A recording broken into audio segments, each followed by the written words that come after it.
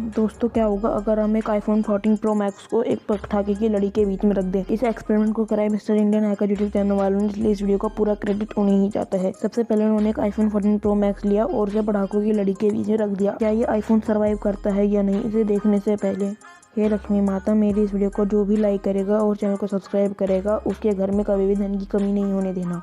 दोस्तों यहाँ पर ये iPhone बच जाता है और ये चलने भी लगता है, बस इसकी थोड़ी पीछे से स्क्रीन टूट जाती है।